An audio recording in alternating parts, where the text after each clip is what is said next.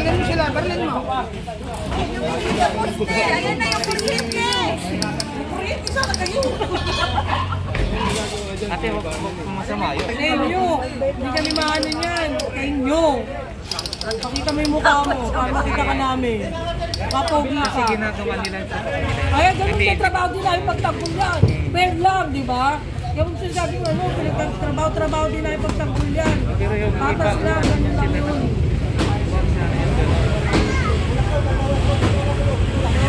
Pakita mo yung mukha mo.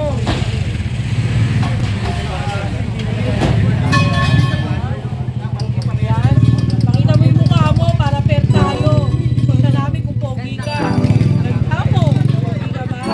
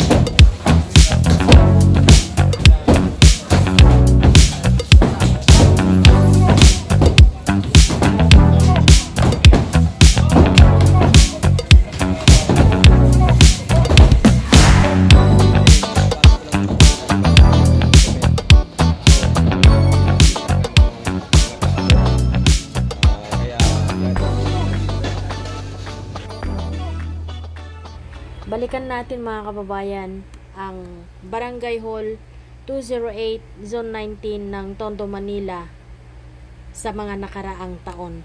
So ito po pala yung building. Dati ang kulay niya ay baby blue, hindi green. So nakikita po natin dito may wooden door at bakal. Maybe yung wooden door ito po yung sa DSWD, tapos itong bakal, yun yung papuntang second floor. So, opisina ng mga kapitan, mga kagawad. At napansin din natin yung plug pole sa harap mismo ng barangay hall. Tapos sa side na ito may basketball court. Ayan mga kababayan. Ayan, Chairman Rolando Reyes. At sa gabi, isinasara pala itong parteng ito. Ayan, may gate sila mga kababayan. 10 PM to 4 AM. Sarado. Tapos binubuksan siya alas 4 ng umaga hanggang alas 10 ng gabi.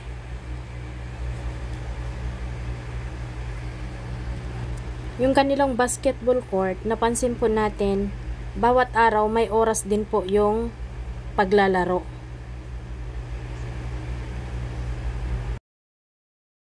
So, dito po yung part na nag-expand yung building na kung saan nakain po yung bangketa na naging rason ng pagbakbak, pagdemolis sa barangay na ito.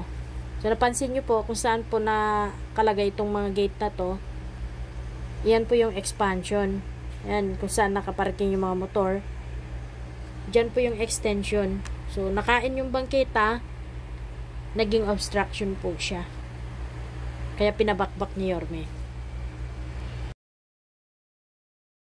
So, sa mga nakaraang taon, ang kulay may pagka baby blue.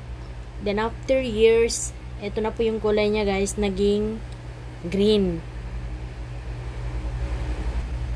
Hanggang third floor po yan. At ito naman po yung pinaka-surroundings ng Barangay Hall. Itong kanto na ito, Orion Street. At ito naman, pag galing ka ng Samal Street, makikita mo po itong Barangay Hall na to. May nakasulat na iisang bangka tayo. And may makikita ka din na private school ng kindergarten. Yung may pula-pula. Napakagandang barangay hall. Yun nga lang mga kababayan. Naiintindihan natin yung hinaing ng mga residente kasi nga sabi nila nag-expand lang naman sila para sa mga bata daw na nag-aaral sa kindergarten sa pinakaibabang bahagi. Though kinain po yung kalsada, so obstruction pa rin po mga kababayan. So wala tayong magagawa. Alam naman po natin na ang batas pag obstruction talagang dinidemolish po nila, binabakbak. Ayan guys, good morning. Nandito tayo ngayon sa Barangay 208 at yung basketball board sinasakay na sa truck.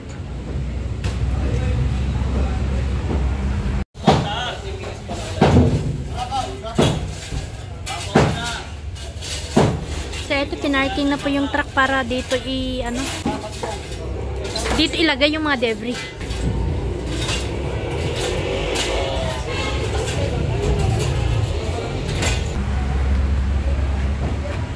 Ay, sasabay ako kay kuya.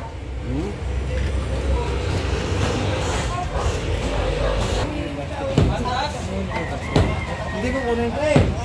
Pinabababanit siya naman yan. Pinasabi sa akin. Tinanggal lang. Lahat siya. Oo.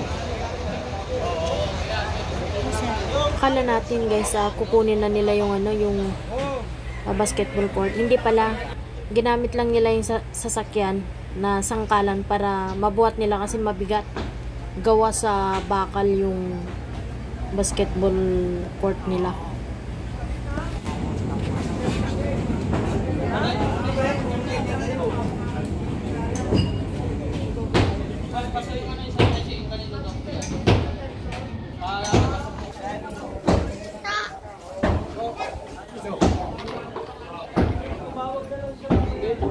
Saan galing?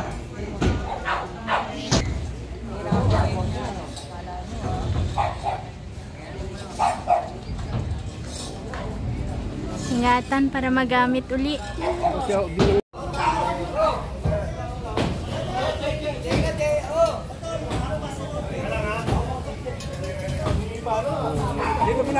Sige sir. Sagabal na din po yung basketball court dito sa kalsada kaya tinanggal. Lalo na't nagbabakbak po sila.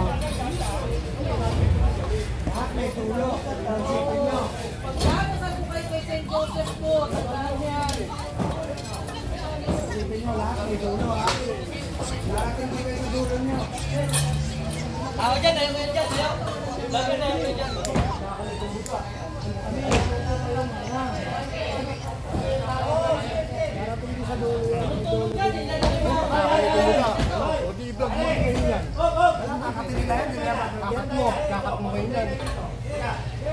Vlog mo yung ano lang, hindi yung ano kayo. Hindi naman talaga paanan yan. Kung siya alam eh, hindi na next time na kayo. Dalawa kasi tayo.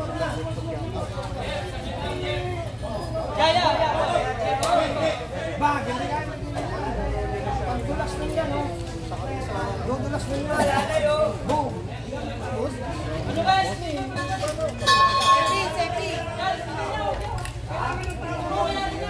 Bakit pati yun? Alis kayo dyan, babagsak yan. Dudulas yan. Pero lang yan, pwede konti ha. Ayan, naliwa. Tutukan nyo. Tutukan nyo lang camera nyo.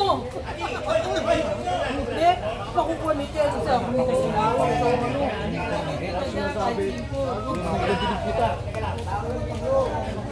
Walang tutok kayo, hindi ka makaano. Sasagtaan mo. Wala sinasabing dapat sa ano. Abala ka na rin. Hindi bala, abala ka pa.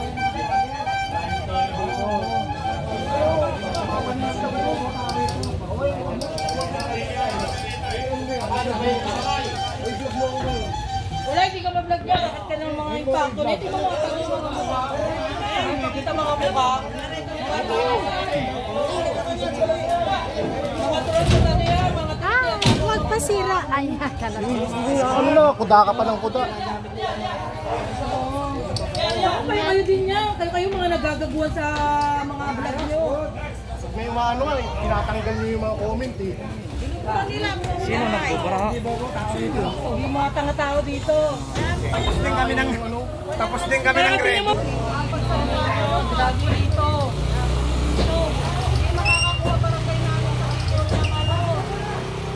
Wala ka ng bibentan! Wala na kaming barangay! Wala ka nang kukuha ng certificate! Pungkan, patay na yan. Tungkan! Wala na! Tungkan kayong barangay!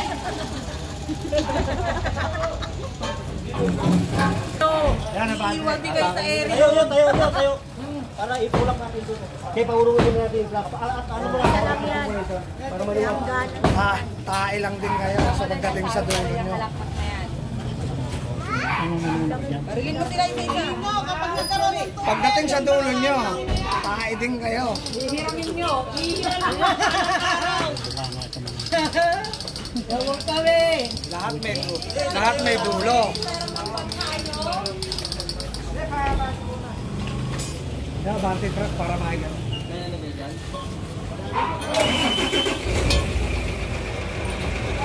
hirapan sila ma! Trabaho din namin sa tanggol niya, kaya lang. Trabaho din namin. Ganun lang yun. Patas-patas lang. Kung tahimik kayo, madaldal kami. Pag-ingay din kayo, ganun lang yun.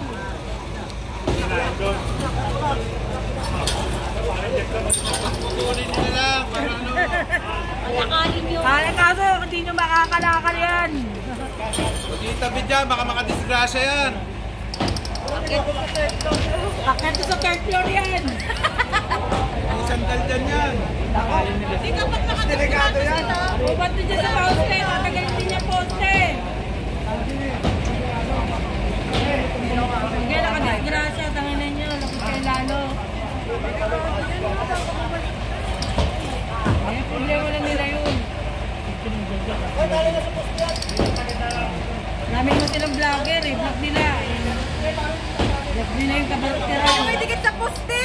Barilin nyo na sila. Bullshit na. Barilin mo sila, barilin mo. Ayan na yung kuryente! Yung kuryente sana kayo! Ate, huwag masama yun. Sa inyo. Hindi kami maano niyan. Sa inyo. Pakita mo yung mukha mo. Para makita ka namin. Kapogi ka. Ginagawa nila sa Kaya ganun sa trabaho din namin pagtanggol yan. Fair lang, di ba? Yung sinasabi ko, ano, trabaho din namin pagtanggol yan. Patas lang, ganun lang yun.